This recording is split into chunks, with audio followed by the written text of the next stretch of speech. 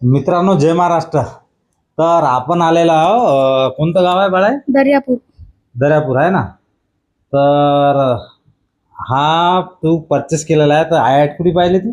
मी माझ्या मित्राच्या घरी मी असं दिवाण पाहिलता.